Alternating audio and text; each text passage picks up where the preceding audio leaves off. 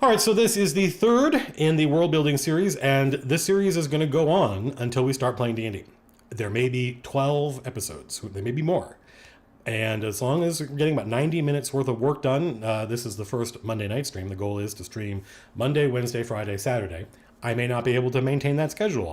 I've got all sorts of plates I have to keep spinning, but we're going to give it a shot.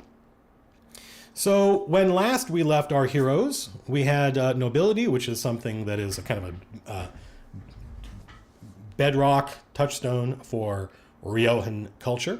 And then the Fame and Fortune, the Wheel of Fortune specifically, which features a lot in their iconography and a lot of their drinking songs. A lot of the oldest, most traditional Riojan drinking songs are all about the wheel goes up, the wheel comes down, and today you might be rich, but tomorrow you'll be poor, and vice versa. And in fact, I think you can listen to some of those songs if you go listen to Carl Orff's masterpiece, Carmina Burana. All that stuff is all the lyrics to that are classic Riojan folk songs. We have a Saint of Gambling, and we could write a lot more about this, and we might. I don't know that I'll. The final document may not. All the work on the final document may not happen here in front of you folks. So I've written this much, which is I don't know how many words, like 200, 150, 170, and I may write another 300 or 500 words just offline, just to flesh it out.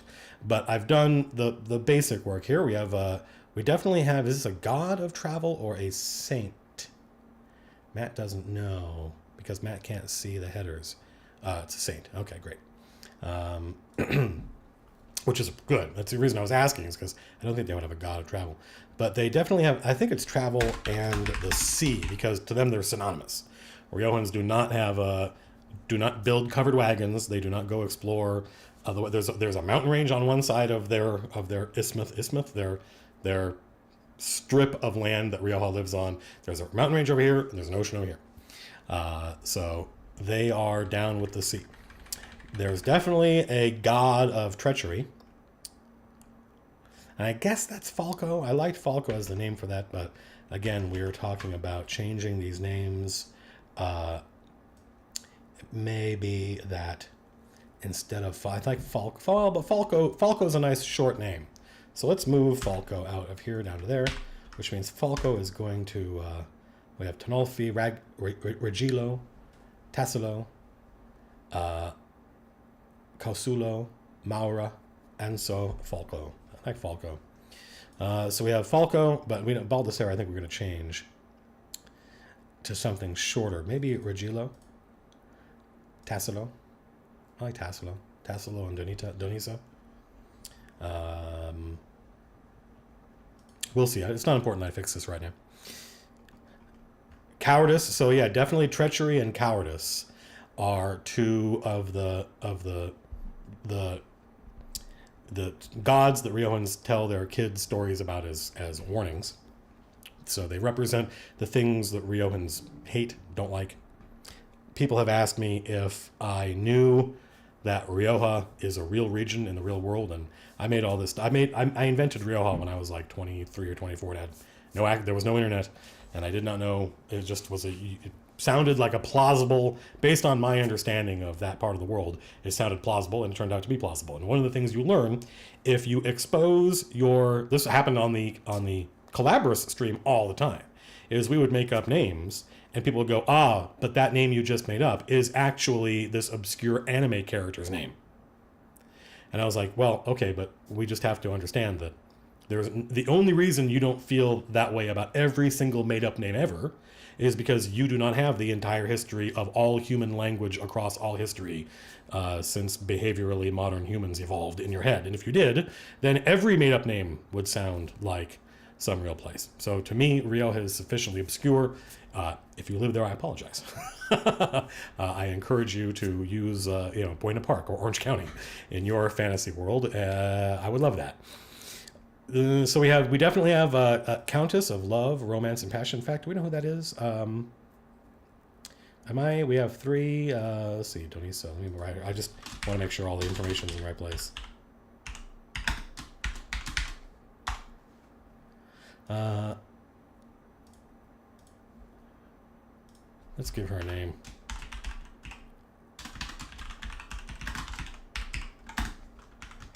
Maura. Maura, the goddess, the Countess Maura. I don't know. We'll come back to that. Who knows? No, I'm not married. I lived with names for a long time and tweaked them, and some of these names I grabbed and then I monkeyed with a little bit, just to make them conform more to my own personal quirks and expectations. And we have a god of revelry, a saint of revelry. Let's see. In fact, we can give this guy a name.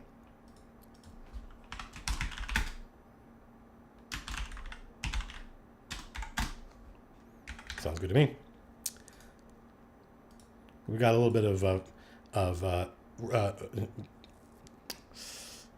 version control problem here because Lord Baldessari has already been demoted to a saint, and I'm still using him in this text. But again, that doesn't bother me. We have a god of violence and bravery. So we've got, it's tricky because there are ways in which we can reinforce gender stereotypes and there are ways in which we can subvert gender stereotypes, but almost either of those will seem like the other depending on what you're used to.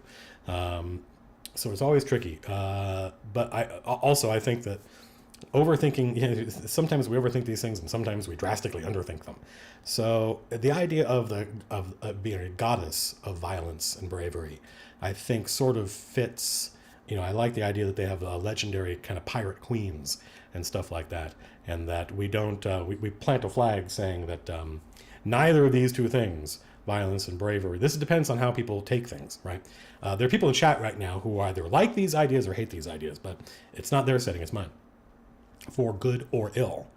But if you say that it's a goddess of violence and bravery, in one sense, that's subverting stereotypes because we would expect that to be a masculine thing. But then on the other hand, people are going to criticize you for saying, oh, so you're saying women are blah, blah, blah.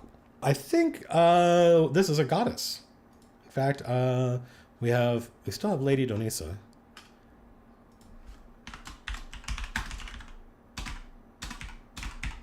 Fate and fortune. Obviously, Google's going to be like, you don't know how to spell anything.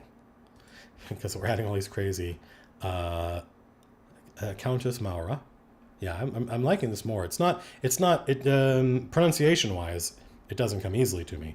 But should it? Because these are not English words.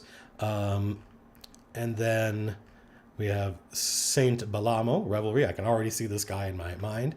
And I feel like I need another female name here. I don't know if I like Tenolfi for violence and bravery. I could change Kausulo to Kausula, or Tassilo to Tassila. Tassila sounds not bad. I like actually. Let me copy this, paste this down. There's a lot of copying and pasting because I don't want to leave an idea behind. So let me keep this here and let me permute it a little bit.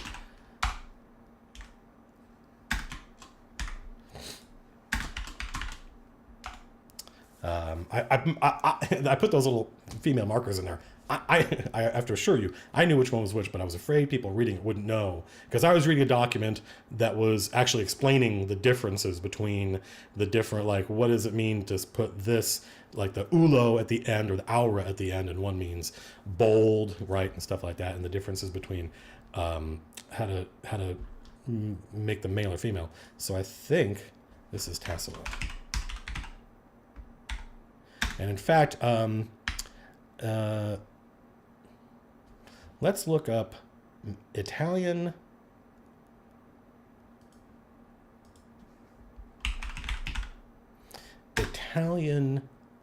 noble, medieval Italian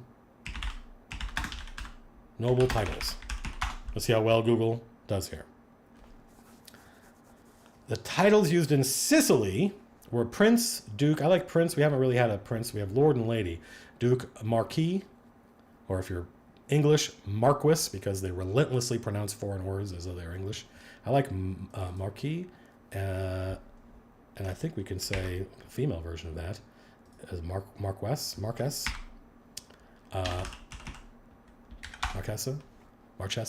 I don't know. Apartments. I don't think that worked. Stand by. I want to make sure I'm not obscuring something important.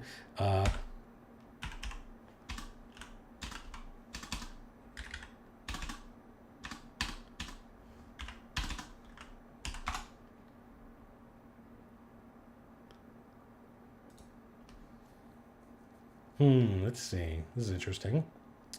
Now the question is, can I figure out what the female version of this is? A nobleman of hereditary rank in various European peerages and those of some former colonies. The term is also used to translate, I get it, Margravine. I know that Margravine is a female version, I think. Female and feminine, neither of them appear on this page. So I could probably go to chat, and chat would help, but that would be cheating. Well, let's just type in.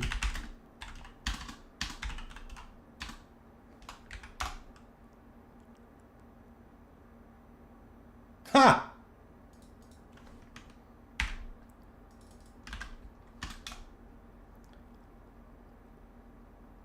Well, this is interesting because it's the wife or widow. It's not a woman holding the rank in her own right. Okay, well. I don't even know how to pronounce that. Always dangerous. Always dangerous to put stuff in your setting that you yourself don't know how to pronounce.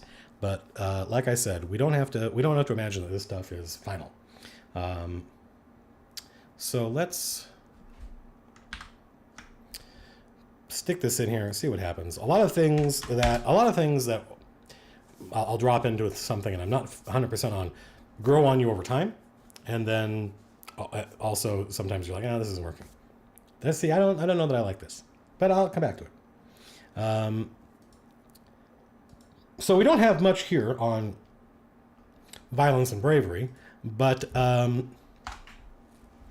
we need more. So we need more. How close are we to being done on this document? When it comes to gods, we're pretty close, but we're going to want some more saints in here. And that's probably going to be what we're doing tonight. Spontaneous violence is virtuous. Follow your heart. Don't think over much. If a man insulted you, take off your club. Slap him. Draw your sword, sir. Or by Tassila. Is it Tassila? By Tassila, I will scar a coward. There we go. Well, we got that. Actually, I think maybe for right now, we're just going to put lady. For now, just I'll do more noodly research offline regarding good names for noble titles for these gods. How are we doing on well, stand by. Spontaneous violence, virtuous, follow your heart, don't think over much of it. We need to certainly need more about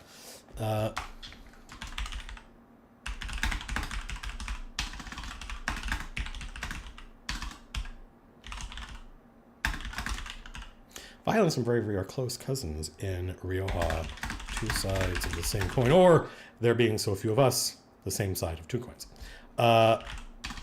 Two sides of the same coin. Rare is the opportunity for bravery without violence.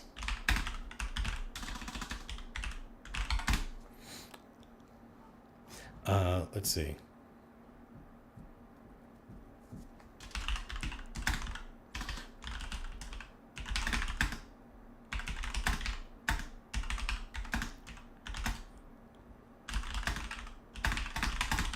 Riojans understand the value of duty and being true to your word, but they do not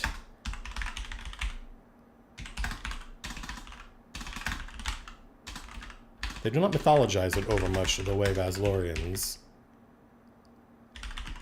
and the Higara. Actually, the species. I think the ethnicity is.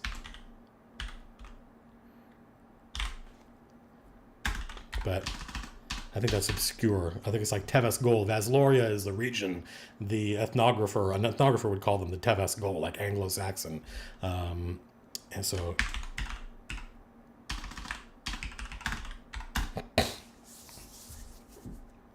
So I'm not sure what that has to do with violence and bravery. It was just something that was in my head, and I want to make sure it got written down. Violence and bravery are close cousins and Ryoha, two sides of the same coin. Rare is the opportunity for bravery without violence. So what more can be said about this? A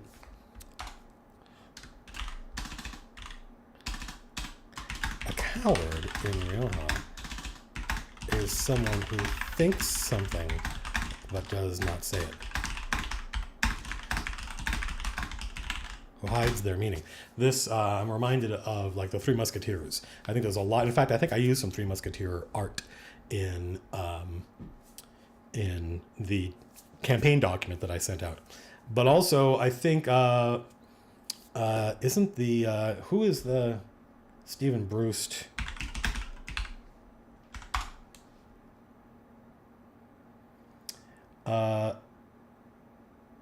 Yeah, Stephen Brust did a series, and I've read some of them, and they were pretty good. The Vlad Taltos series, except I didn't read the Vlad Taltos series. I kind of had a hard time getting into them. I read his other series that's set in the same world, which is kind of a transparent ripoff of the Three Musketeers. So something I would definitely read. I don't know that I don't think I have read the Three Musketeers, but something I would definitely read, and probably will start reading as soon as I'm done with the sequel to A Fire Upon the Deep. I'm sorry, not the prequel, the sequel to Fire Upon the Deep, is I'll read Three Musketeers, because there's definitely this cadence of, do you bite your thumb at me, sir? There's a, well, then tell me how I have. Have I offended you, sir? Well, then tell me how I have. Right? There's a phraseology, there's a way of constructing thoughts, and they live very much on the surface, Ryohans do. They don't trust people who think one thing and say another. Who hides their meaning. A brave who says what they think. Damn the consequences. I must have got a lot of writing done today, because I'm like Saturday when we were doing this, I hadn't written all day, and so I was rusty. A coward in Ryoha is somebody who thinks something but does not say it, who hides their meaning. A brave person is one who says what they think. Damn the consequences.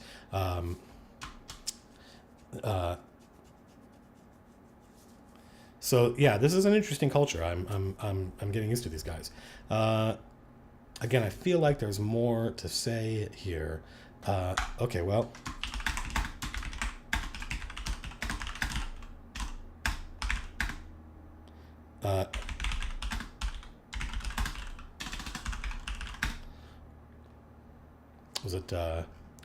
Was Falco?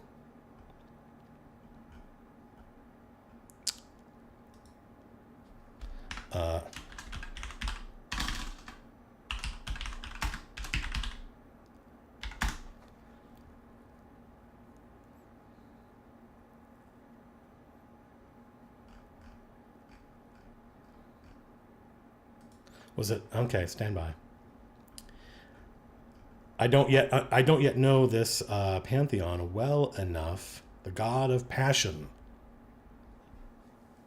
No, I don't want her to be. I don't like that's. I want to preserve that illicit love affair. So it's not Lady Tassila did not. I keep writing Talisa, so that may mean that I want to.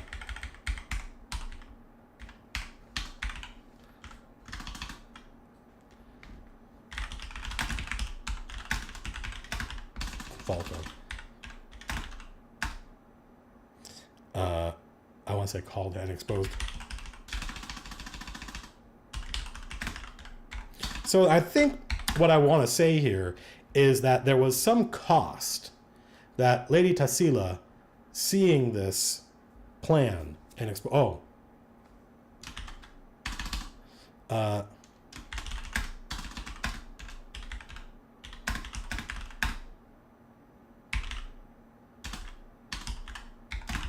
so I want to, I want that notion that she's not a cop. Her exposing this plan cost her something, but she did it anyway, because that's, that otherwise it's not brave. A cop would be somebody. There's a great thing from Steven Spielberg where he talked about making the main character of Close Encounters, who's a problematic character, but prior to that, he was originally going to be a cop or a fireman, because he felt like if a cop or a fireman, these are people that we imbue with authority in our society, and if they say they see a flying saucer, people are more likely to believe it. But they are not as relatable as just a regular lineman, from Illinois, a guy who works for AT&T or whatever. And Steven Spielberg wanted that person to be relatable. And the thing he said was, as soon as you put somebody in a uniform, for one thing, now they're apart from us. We typically do not wear uniforms, and they have duty and obligation. We expect them to act. And that's not good for action heroes. Action heroes are reactive. So I want there to be it's not her duty to act. It cost her something, but I don't know what that cost was, other than perhaps her own husband. I don't want to do the husband and wife thing too much, but if Lord Falco was her husband and exposing him meant that he was going to go to God jail or whatever, then that definitely fits. I'm just gonna write here. I don't know what this cost was, but so let's see. Violence, bravery, art. You know what we'll probably do? We'll probably go to chat, maybe even later today. It's only 6:30. We still got another hour, and start asking about saints, because we want to make sure that if you were going to play paladin or cleric or whatever in Rioja, that the domain that you're looking for, they don't call them domains anymore, do they? I don't remember. It would still be in here. So we have art, the god of art, Causulo. Come here, you.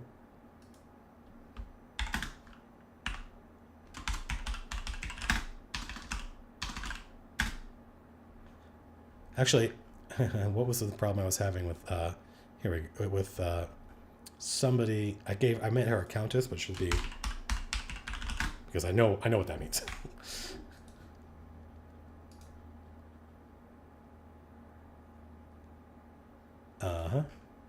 Did I spell troubadour wrong? Yes. Let's see. So we've got a list of, so we have a saint of theater and performance. That can be Amato. It's a dude. And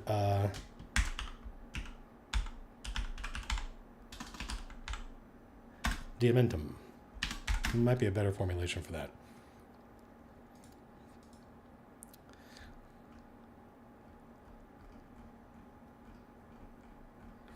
But we're getting, cowardice. We don't have a name for this guy.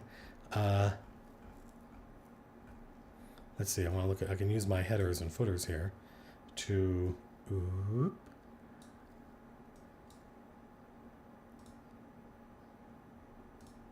see now if I just collapse my headers, I've got a list of the gods. Can you guys see that? No. Yeah. So this is one of the ways that, so we're missing this guy's name.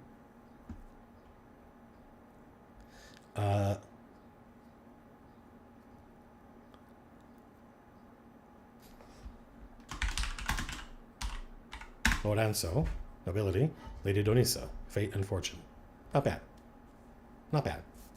Maybe we like Baldassare better, but that's because we're used to it. Also, Baldassare is more, I think it's a more florid. It's more dramatic, and that's the reason I don't want those names for gods. I want the names for the gods to be relatively short. Cowardice, we don't got. Cowardice, definitely a guy.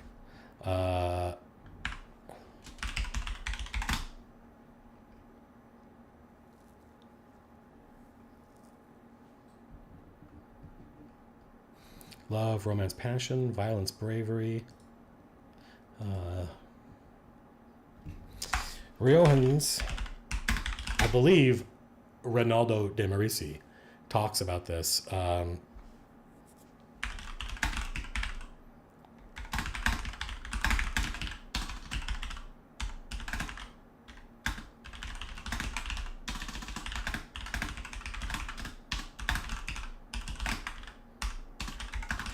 Riohans love heroic deaths, but unlike the Vanir men, who consider dying in battle the greatest honor, Riohans, it's an interesting distinction. Prefer dramatic flamboyant deaths. I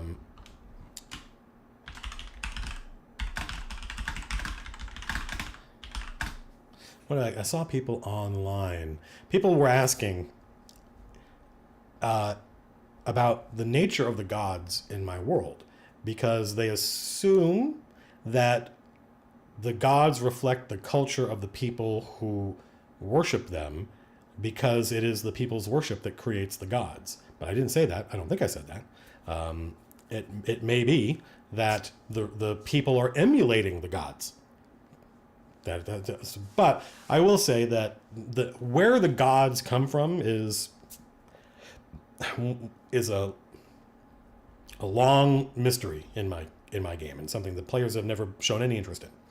I've never had any players who were ever interested in any gods, and I've DM'd for I don't know how many people, a lot since 1986. I've never had any players, regardless of what setting I was running, even if I was running Forgotten Realms or Birthright, they just don't. It's not something that any of the players I've ever really got into. It was purely just, what do I have to take to get the powers I want?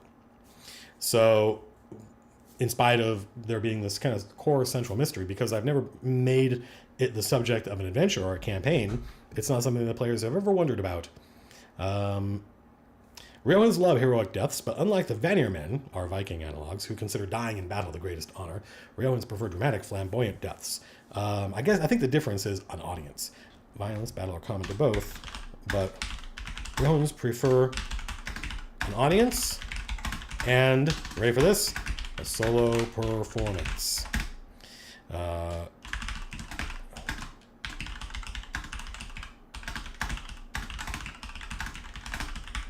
Among their clansmen. There are many clans in Vanir, in Vanagar is what it's called. So I feel like we've fleshed out violence and bravery a little bit. Casulo, Margrave Casulo, art.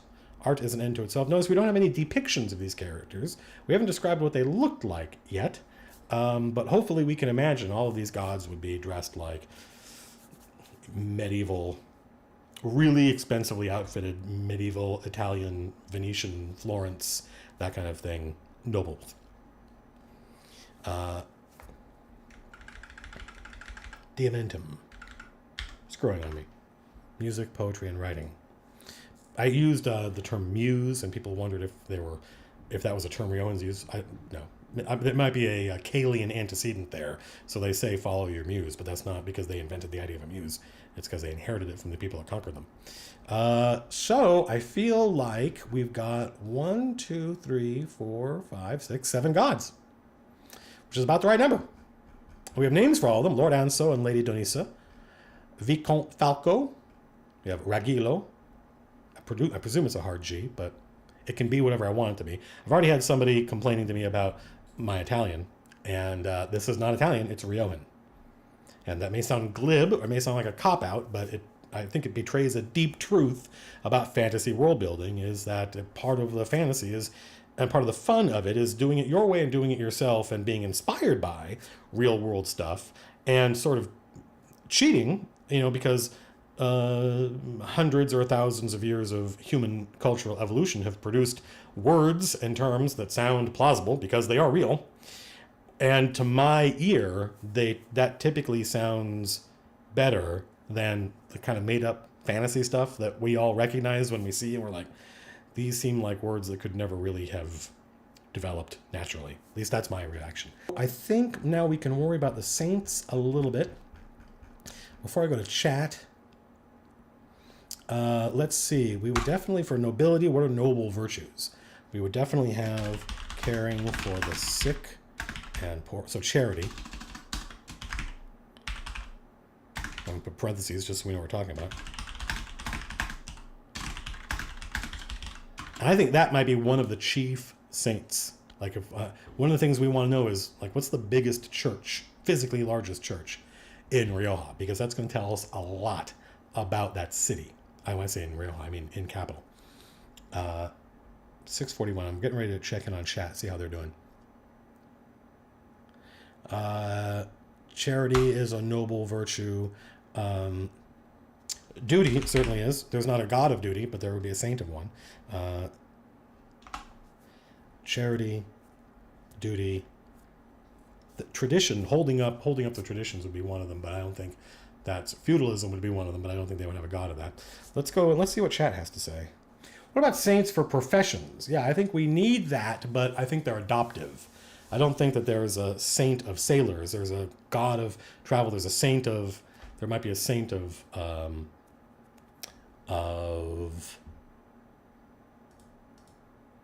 where was it?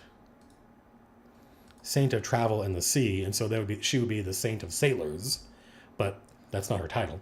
Will saints here still be referred to as such? Yeah, don't forget that this whole planet was conquered 3,000 years ago by the Kalian Empire, so they share a lot of, they all speak the same language. Each of those languages has words in it from the earlier languages they spoke. Does Riojan culture encompass more than humans? No. It is a human culture. How does one become a saint? Well, I think generally speaking, you dedicate yourself to service to a god. There's actually a scene in the third book of my fantasy series where Venora, sort of Hayden's, the main character's like adopted daughter, says, she's actually asking about Saint Pantaleon Sunbringer. She's like, did people know he was going to be a saint when he was alive? And Hayden's like, yeah, I think so. I think you can just tell.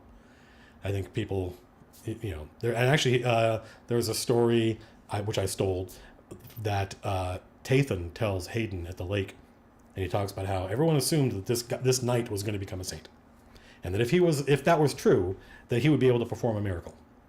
So are the saints of gods who represent undesirable traits? No, they're certainly called saints.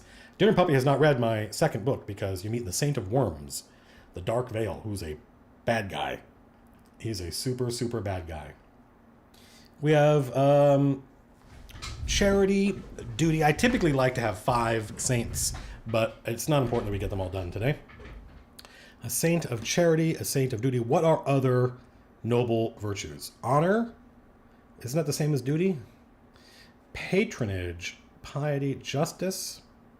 Yeah, justice. That's a good idea. Patronage might fall under charity. Mercy. Mercy would probably fall under, I don't know, maybe not.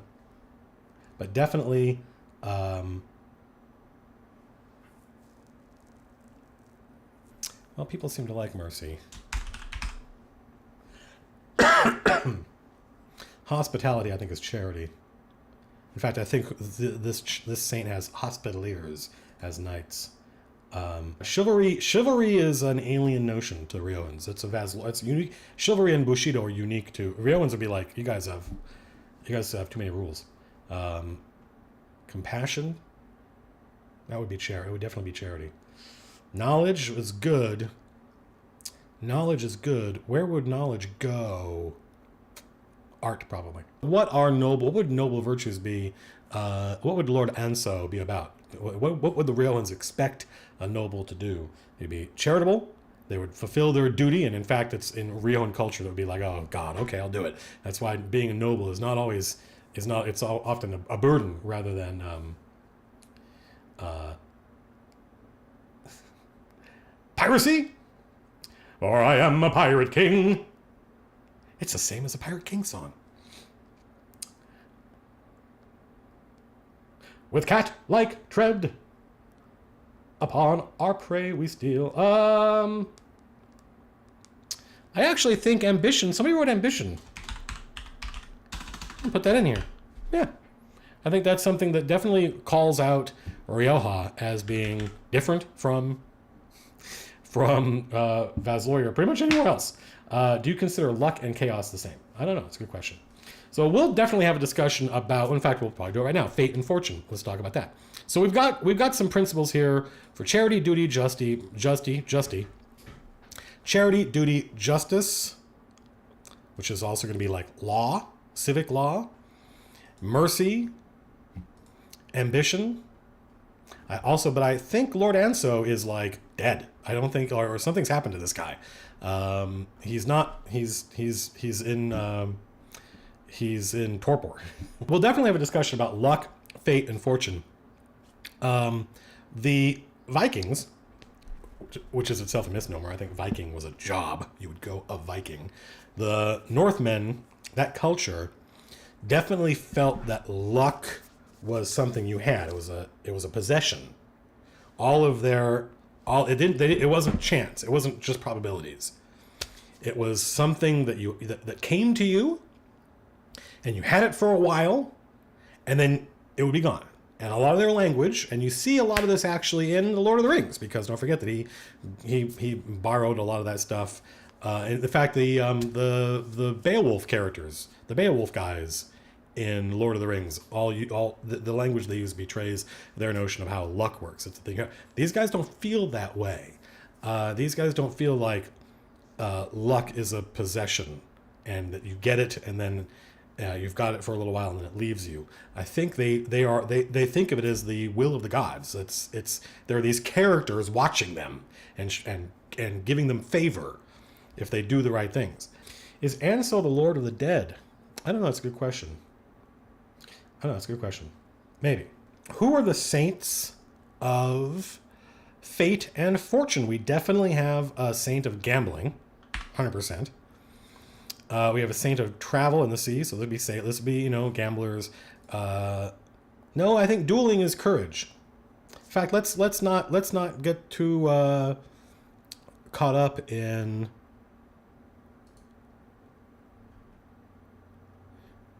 We have cowardice, we have treachery, we have love, romance, passion, which I think actually, is there a saint of dueling? I don't think so. Might be a saint of something else. But a saint of... Shit, I forgot what I was saying. Saint of fools. Yeah, I like that. That's definitely gambling, travel in the sea, fools.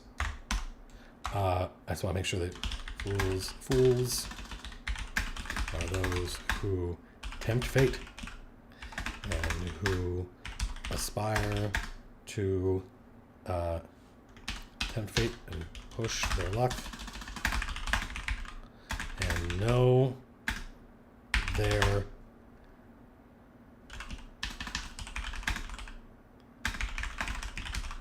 but fight against it.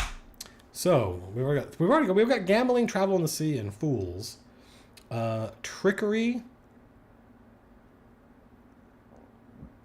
treachery. But somebody was saying God of Masks, a saint of masks, and I felt like that was a bad suggestion only because it's an object. Actually, no, theater would definitely be pretending. You see how this is working, right? We already have a saint of theater. So this is great, by the way. We have great saints already. We don't have names, but we got a bunch of them. Beauty. Actually, shut up. Shut up for a second. I'm going to put beauty in here because I think that it's beauty, but it's not. I don't think Vaslorians would put the saint of beauty, if there was one, under fortune and fate. But I think that Rioans know that, like, you're beautiful, you're handsome now, but that's just a joke the gods played on you, because in just a little while, that's all gonna go away, and your pumpkin's gonna turn into a your chair is going to turn into a pumpkin. So I think that beauty is something that the reality is they're people just like you and me, but the way they mythologize themselves, the stories they tell, the gods and saints are about, like, very narrative, and that notion of young lovers, or it wouldn't be young, we'd have these heroic characters who would tragic characters who are beautiful and exploit that beauty and manipulate people using their charm and good looks, and the stories about how that doesn't because that unbeknownst to them, they're not in another culture, they're in this one, and your saint belongs to the goddess of fate and fortune. So these things don't last. So we've got gambling, travel in the sea, fools, and the beauty and youth. Let's make sure that we've made the proper connection, because all of these terms are loaded. They're all super loaded, and when I write them in here, I've got a specific instantiation in my head. And when people read them, they are going to make their own conclusions. And if I don't modify stuff, then I don't have control over how people are interpreting these things. We have gambling and risk. But then I think we also have wealth and poverty. One saint for both.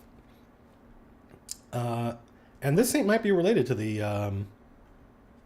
so let's give you a level 3 header. Let's go in here and give you guys level 3 headers so that you show up in my... There we go. So nobility is charity, duty, justice, mercy, ambition. Notice it's not wealth. It doesn't have anything to do with being wealthy. In fact, I suspect that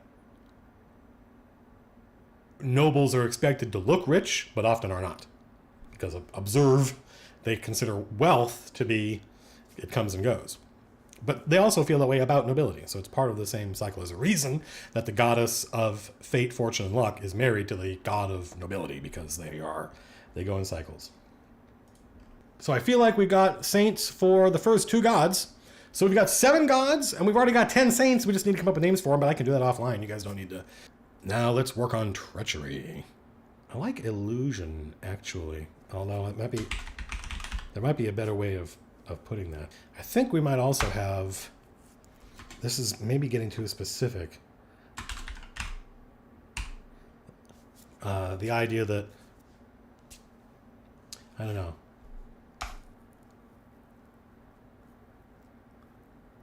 assassins, secrets, yeah, secrets and lies. What are you doing? Away with you. Strange, secrets and lies. And some of these, so I don't know why I put blades in there, but we'll see. The assassins would have a saint, and it might be the saint of blades. It might be the blades. Wait, hang on. Well, we'll see.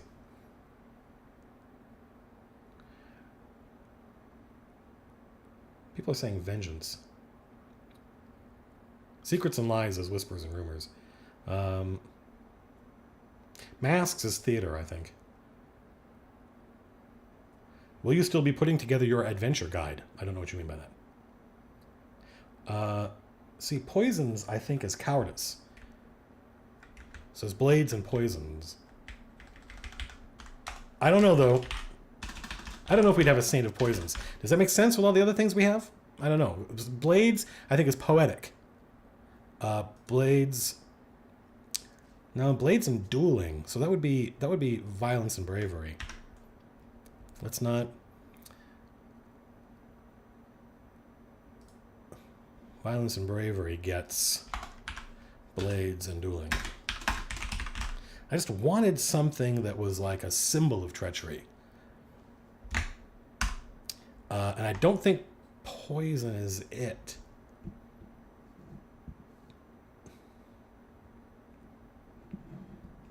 Saint of doping. You guys all watched Icarus, right? If not, you got homework to do.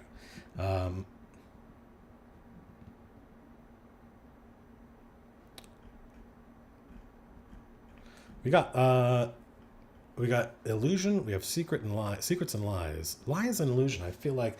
See, I don't think we have illusion. We have secrets and lies. I think includes illusion. So I think I need to do a little bit of thought before I go to chat. I can always tell, like, chat will always come up with good ideas if I give sufficiently narrow boundaries. So when I see that people are full of good ideas, but I'm like, that's not chat's fault. That's me having not properly defined what I mean when I talk about treachery. So we have deceit, scheming, planning. So we have secrets and lies is good. Treachery. How do I say? So when I say deceit, well, there's secrets and lies. Scheming and planning.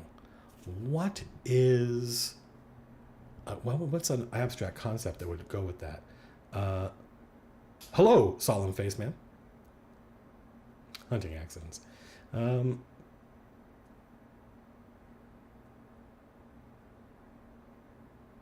No, they wouldn't have. They wouldn't put.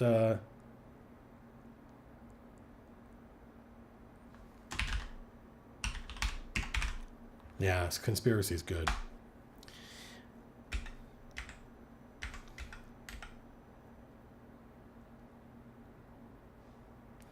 Are you ready?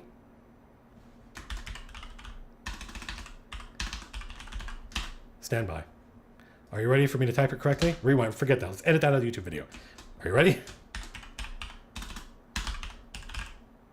There we go.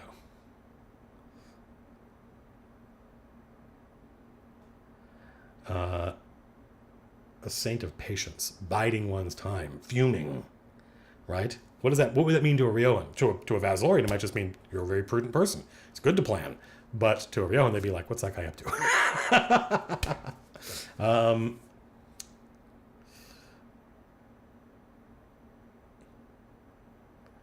They hate planning. Yeah. Well, I mean, there's always a danger with this stuff. Especially because I am sitting here in a position of authority. Hi, I'm Matt Colville. And so when I say things, people want to take them in a very literal way. But I don't. This is a human culture. The way we mythologize ourselves is not often. It doesn't often bear close examination. Speaking as an American. The way we mythologize ourselves often doesn't have a whole lot to do with the real thing. So, yes, Rioans don't like planning. They think that it's weakness. They think that it's inauthentic. They think that that's why violence and bravery are positive things for them. Hello, whoa, what's going on?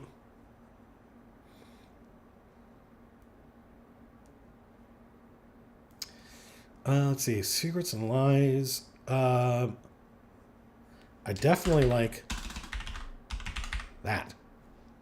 Remember, this is a saint that represents things they don't like. Right? You guys, a lot of these are great names for saints. I just don't know that they're... oh, Trogaf asked a good question. Nightmares and visions. Who would a saint of dreams? I definitely think dreams feature heavily in probably maybe romance and passion. Good question. It's a good question, Trogaf. I don't know. Somebody just said then, why is he a saint? But I don't know what that means. I don't know what that say. The saints don't represent only good things. They represent the important things. Mores and folkways are not virtues. They are the things that are important to a culture. And there are things that cultures think are good and things that the cultures think are bad. And a lot of those things that we take for granted, that we think of as universal, they're not. That's purely cultural.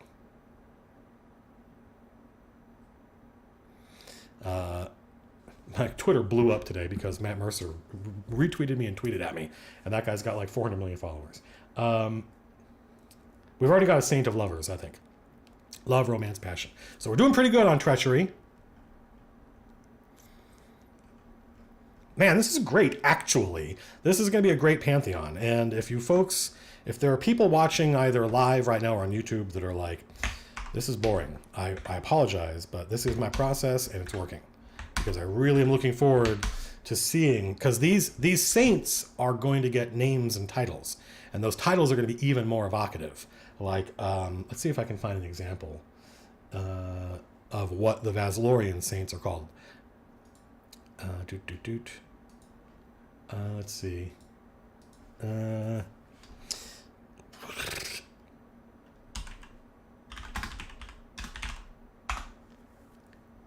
Stand by.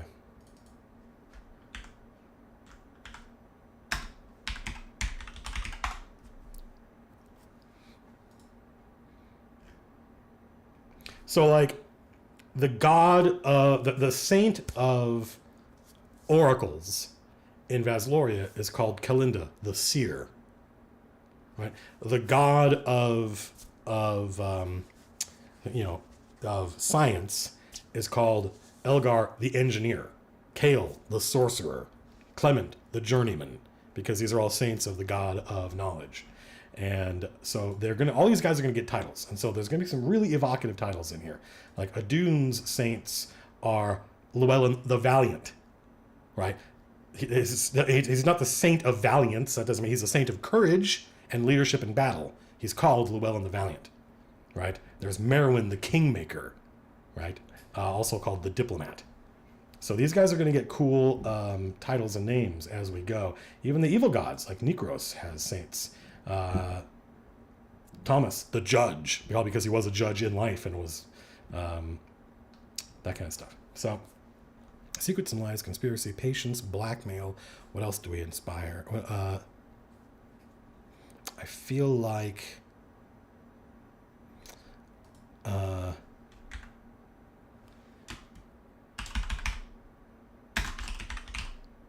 envy and jealousy. One of those is, those are different, but what leads to treachery? Envy and jealousy. So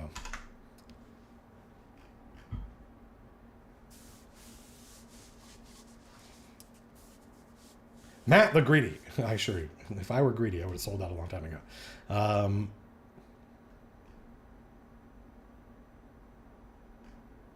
People keep saying politics and strategy, but I don't think either of those things factor in Riojan culture one way or the other. Just like there's not a saint or a god of making paper. Not every single thing that Riojans do is there a saint or a god for.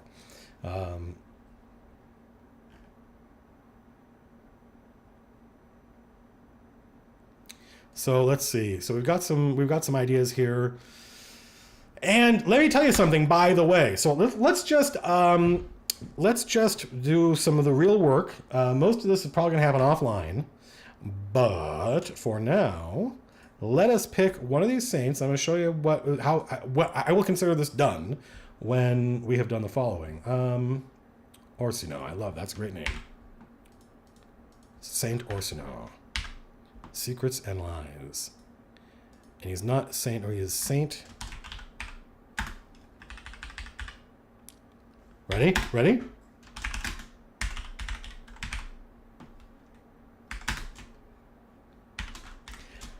This saint is done, as far as I'm concerned. I know what he's the saint of, I know what his name is, I know what they call him, and I know what portfolio he falls under. And at that point, I'm done. I'm not going to work on this guy anymore. What'll happen is people will come to me and they'll say, hey, I wanted to play a paladin with the oath of like this thing. And I'll go, Saint Orsino, or, I'll reverse engineer that stuff. So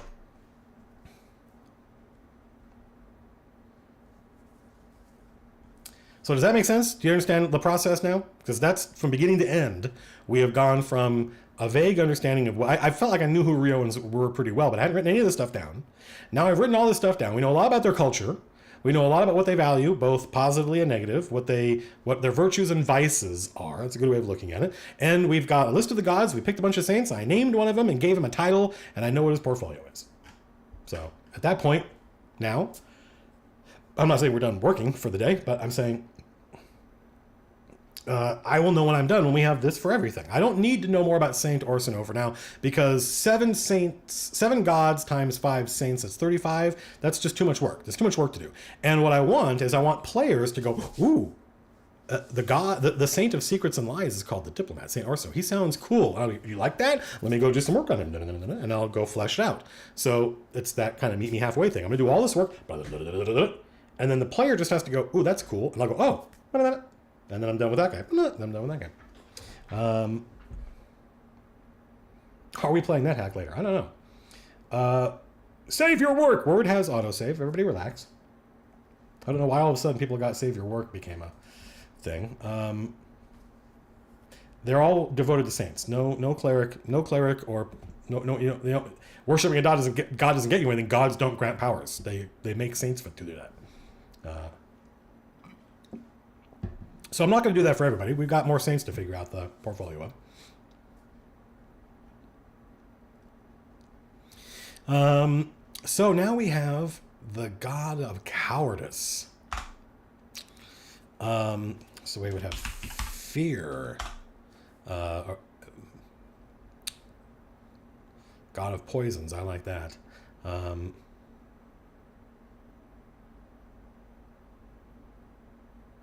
If gods don't grant powers, how did the saints come to power? The gods made the saints. There are rules. There are rules for these things. I like ignorance is ignorance is funny. I don't think they think anger is not a bad thing. Anger is being hot-blooded. Get angry. Be angry. Just then act on that. Don't bottle it up.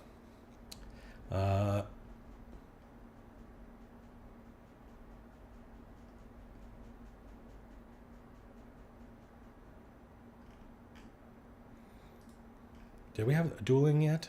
We have revelry, we have blades and dueling. Yeah.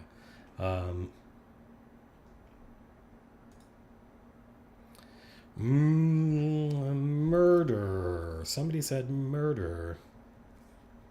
Silence. I like silence. Right? A coward is somebody who doesn't speak when they're supposed to, when they should have. Flattery, you're on the right track. I just don't think that necessarily will, but flattery is definitely something that, like, lawyers. I don't know, like, yeah, first we kill all the lawyers. There was a time in American history, and now I feel late lamented, where I think it was Edmund Burke wrote about how there's never been a people on Earth ever in history. Of course, how would he know? But speaking, who knew their rights as much as Americans did. He was writing right after the American Revolution. But every revolutionary culture, every time you and your generation get the chance to make a new government, and it cost you dearly and you had to pay for it in blood, that generation knows their rights super, super well. And they are a generation that understands the law and what can be done with it. And then every generation after that, it becomes less important because, I mean, my iPhone works and I have Spotify, so who cares? So I don't think these guys mythologize lawyers the way Shakespeare did. But I also don't think that the law is something that we need to have. We have justice, but I don't think that hiding behind the law might be cowardice. Yeah, hiding behind the law might be cowardice. So I think maybe a lawyer saint. Maybe. A good friend of mine is a lawyer, and I don't want him to feel bad. Spies. A saint of spies. I don't know.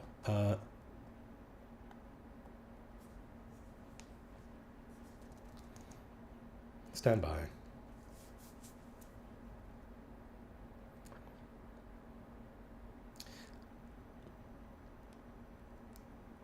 Well, people said inaction. We already have patience, and I think that would be semiotically what they would mean. No, they don't have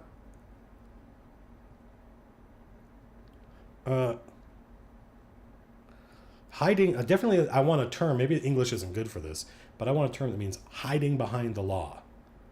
Right. I remember my grandfather got in an accident, and his car was he had to get a new car, and everyone told him, "You should sue."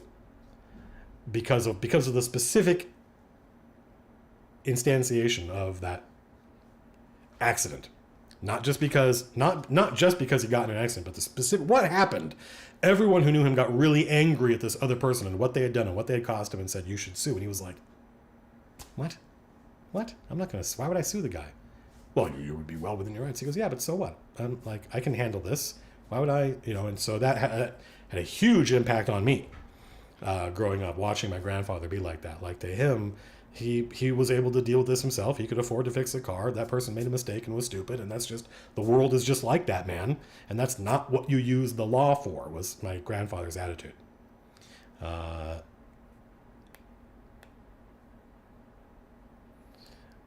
No, not like loopholes. Like, instead of acting, like, I think we have this in our culture where we should deal with this man to man. But you went and said, "I'm going to sue you and get a lawyer." It's like, oh, Christ. All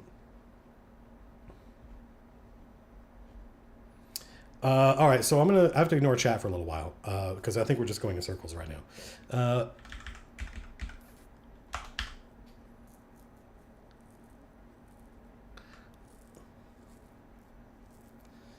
I feel like hiding shadows, but I feel like this saint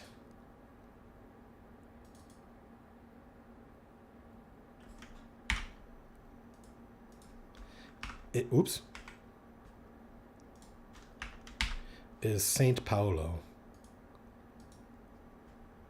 the lawyer.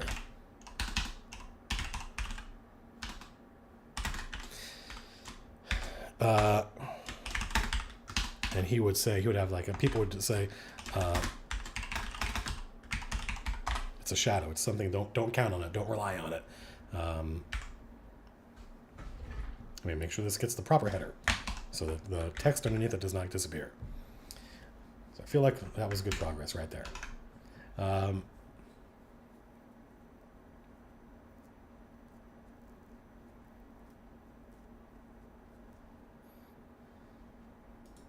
Why would Riohans call somebody a coward?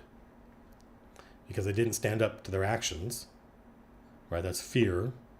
Because they didn't say what they should have. Because they used poison instead of a blade. Because they hid, which can represent a lot of things, hiding behind the law, but actually hiding in shadows. Somebody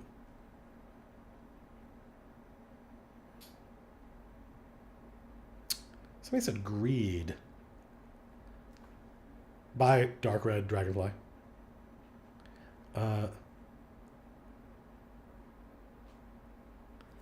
Greed.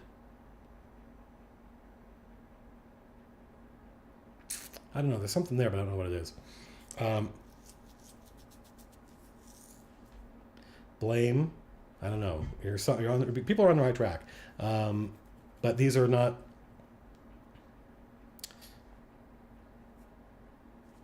Is there a word for them?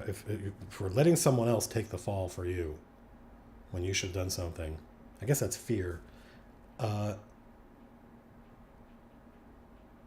Crime in the underworld. I think those are those guys would.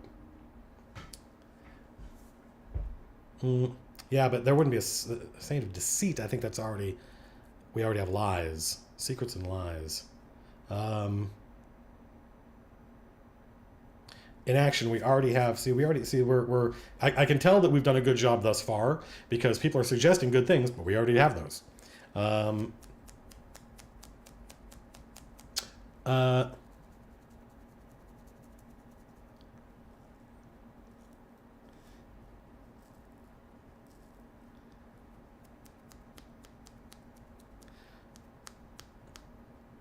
There are non-humans in the world, but humans are the main focus. Correct.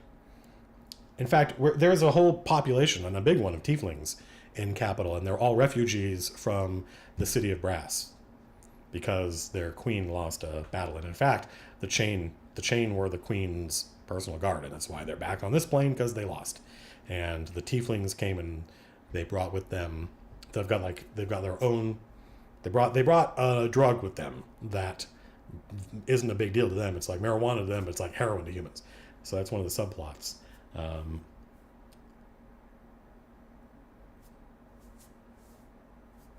I don't think, yeah.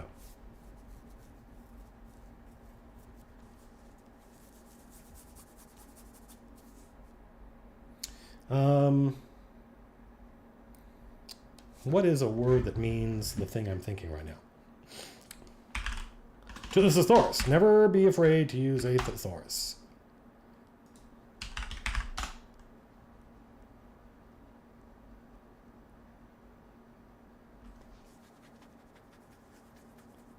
Yeah, I think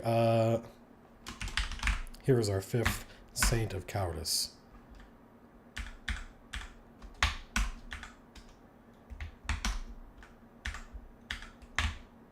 Poisons, by the way, is specifically, you acted, but you used the coward's way. Where was your blade, sir? Now, you waited and you went and concocted and got an alchemist, and come on. That features in a lot of their plays and operas and stuff like that. People are poisoning each other all the time, but those are the villains. Right? So remember that we're not just listing virtues, but also vices. So I feel like we've got poisons, fear, silence, hiding, shadows, and sloth or sloth. And now let's move on to love, romance, and passion. How do you folks feel? I have no idea how many people are watching, by the way. How do you folks feel like we're doing? No. Masks don't have their... Riohans love performance. So a mask, Riohans think everyone's always wearing a mask anyway.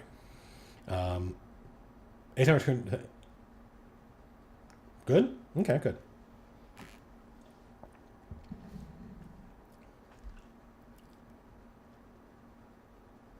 So it's almost 7:30. We've got 15 more saints to do, of whom 1, 2, 3, 4. So we have 11 more to do. I don't think we're gonna get them all done tonight. But let's keep going. Let's see how violence and bravery, blades and dueling, which is as close as they get, I think, to elevating warfare. They have armies. Typically, the dukes are responsible for raising armies and fighting, but it's not something like Vaslorians fucking love organized warfare. Riohans are like, well, I mean, you got to do it, but it's not something they mythologize. There's way more saints in any given culture than there are players with clerics, right? That's the goal is to make it seem like a self-consistent world with a lot of detail. It doesn't have to be everything. Notice that we stopped with Saint Arcedo as soon as we knew his name and his portfolio. I might go in if I were, because I'm going to present this to the player, because I'm doing this, because of the Kickstarter, $2 million, what? I'll probably do a little bit more work than I would normally, right? So maybe I'll go through and try to figure out exactly which domains each god handles, because I want to make sure that the players don't have to do a lot of work. But typically what I would do is I would just wait for somebody to say, I want to play a cleric of this, and I'll go, oh, that would be this saint or this saint or this saint or this saint. What do you like? And they'll go, ooh, and if Riohans don't plan, they plan all the fucking time, right? It's just not something that they mythologize about themselves. So relax. Don't ever say Riohans don't, or Riohans always, if you're being literal, because this is all, what do they tell their kids? Stories to their kids. Think about the stories you were told when you were a kid and how they were all lies. But there were important lies that we tell each other. Saint of Honesty. Look at that. Yeah. Got it. They would think being brave is definitely being honest.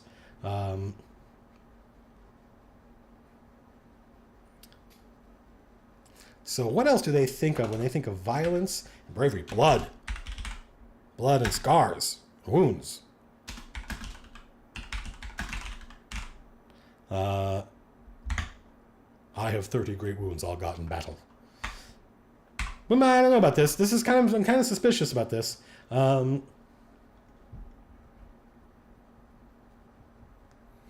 already have truth and honesty here. Anger, Saint Anger. Well, we have violence. Violence and anger, I think, are synonymous to them.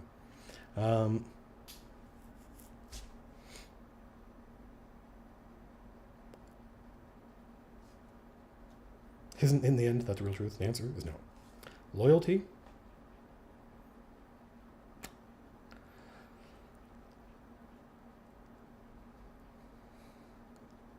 So yeah, if you were a thief, somebody asked a good question.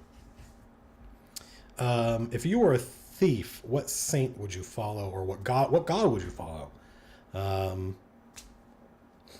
Probably fate and fortune, but maybe treachery.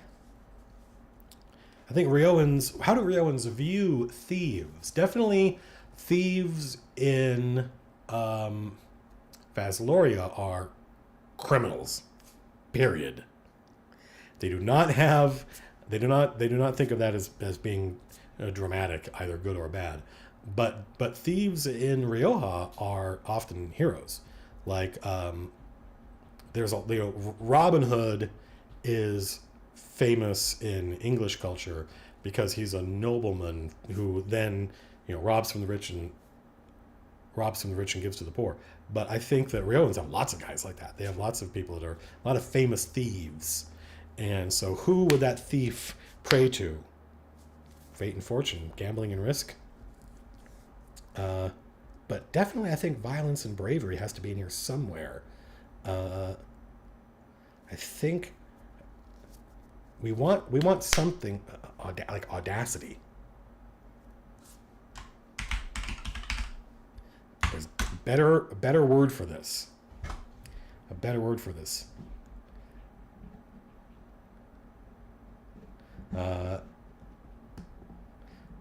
I'm curious as to why are people hyper focusing on the planning thing. That's so bizarre to me.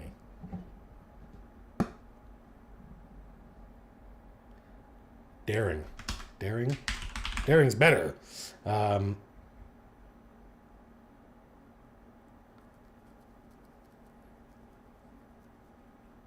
We have gambling and risk, and we have daring. And I think they're close cousins, but they're semiotically different. The only thing I want is a saint of pirates.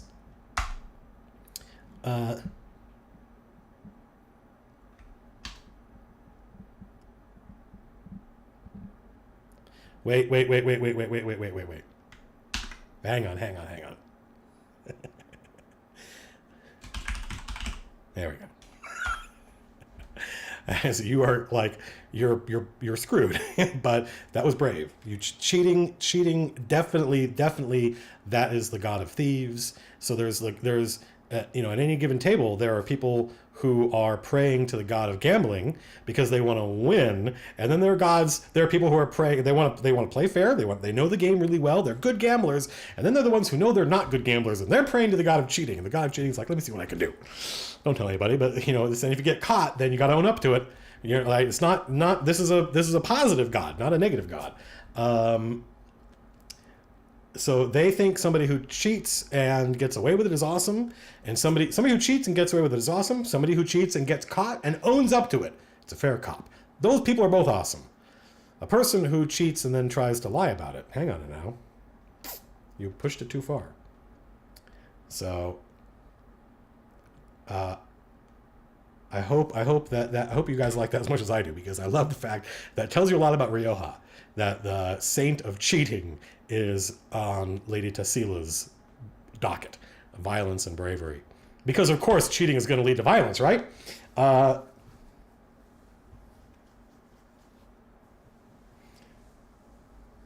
want to do a family tree for all this and see how these guys are all related to each other.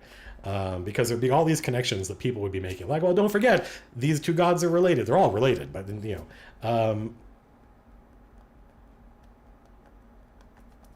so that was a little moment of, inspired by you folks, that was a little moment of insight. I felt 1, 2, 3, 4.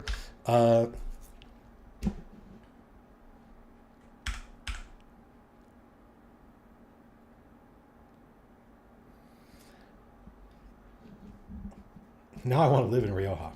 Thumbs up. Me too. I think magic is definitely under art. Magic, lore, and knowledge. Because I think they're like, Riojan's invented calligraphy. If you're going to write something, it's got to be beautiful. Why? Because it's all part of art. So we're done for today. I want one more god for bravery and violence. Dueling. Actually, let's put of these two, one of these is more important than the other. Dueling and blades. A symbol would be blades, but god of dueling, and really a god of like, let's resolve this the proper way. God of honesty. God of blood, scars, and wounds. You can imagine this would be a god that'd be all cut up and healed up several times. Maybe an old man. Like somebody like Audu Abutai. Cheating. Why do people keep saying strategy? Get out of here.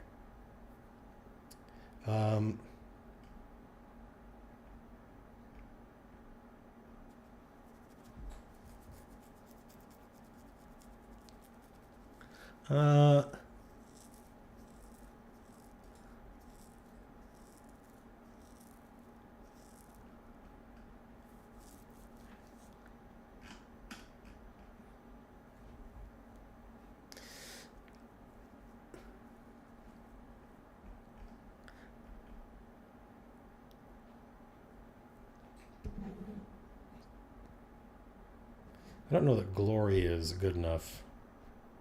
Charisma.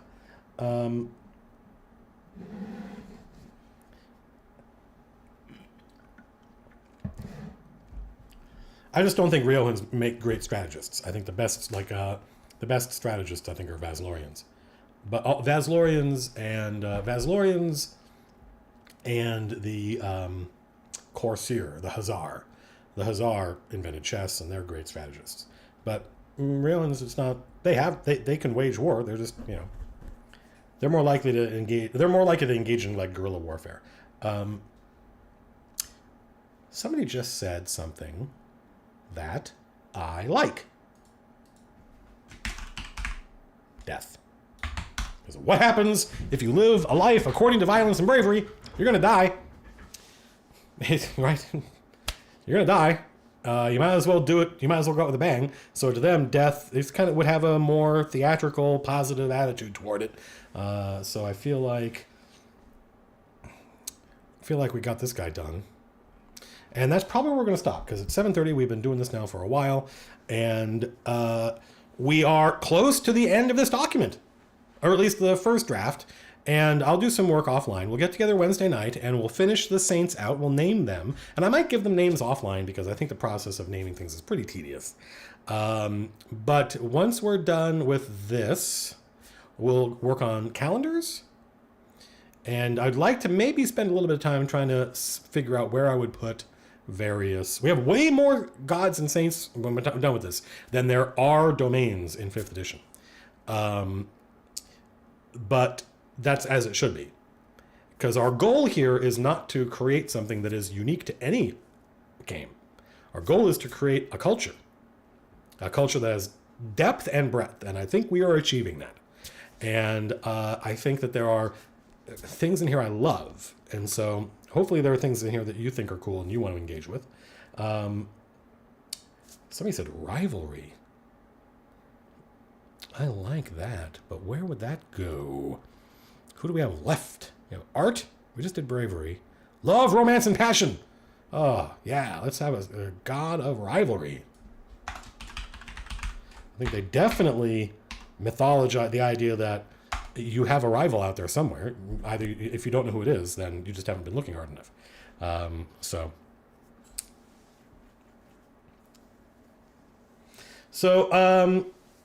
We're going to stop. We just added another saint, so we only have a few more left. And we may discover as we go through this process that there are obvious holes, that there are things that we all understand Riohans would embody in their art and culture and stories that they tell, both virtues and vices, that are missing. In which case, we're going to go back and do some revision. But this is a good list. This is a pretty good list. Yeah, I agree. There's the same spot. There's a rival. Everyone has a rival. I just, we're human beings. Human beings like rivalries because they're dramatic, right? The Lakers and the Celtics, the Red Sox, and you can tell I was raised in New England.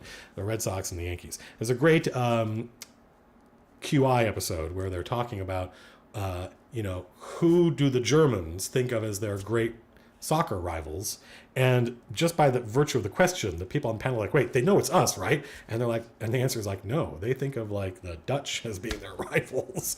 And the England's like, wait a minute, don't they know that it's like that doesn't have to go. It doesn't have to go both ways. Like, but that's something that we love, that notion of these two forces pitted against each other. So, does Matt have a rival? Do I have a rival? I don't know. It's a good question. No, don't be ridiculous. So we will pick this up Wednesday. I felt pretty good about this. We got a lot of work done. And if you don't feel like you have a pretty good grasp on Riohan culture right now, then I have failed you. But Capital, the city that the game is going to be set in, actually includes a lot more than just Riohan culture. But most of the people you're going to meet are going to be Riohan. At one point in the stream, we'll do a demographics bit. It won't take 90 minutes, but we'll talk about how many people in Rioha are from Vasloria, from Corsair, how many dwarves are there, how many elves are there, how many tieflings and stuff like that. And it's way more cosmopolitan than a lot of other places. So there are going to be a couple of other churches in Capital to alien gods. But that's a little bit beyond the scope of this stream. So Wednesday, I gotta order a tablet thing because I want to start drawing maps with you folks, and I think that's going to happen sooner than I imagined. So if you'll excuse me, YouTube, I'm going to go hang out with the chat for a little while. And if you're watching this uploaded on Tuesday, just remember that the goal here is to do streams around 6 o'clock, Monday, Wednesday, Friday, Saturday, because we got to get started. We got to get prepped for this game that I'm going to be running. Hopefully we're going to start in July. And we'll even do adventure planning and all sorts of stuff. And you'll get it may not be useful. You may not come to the same conclusions. This Rioja may be very different than your Rioja. But hopefully you feel like you're getting to see Matt Colville's actual process. That's all I can promise. I can't promise it's going to be useful or inspiring, but it will be the real thing. So until Wednesday night, folks, peace out.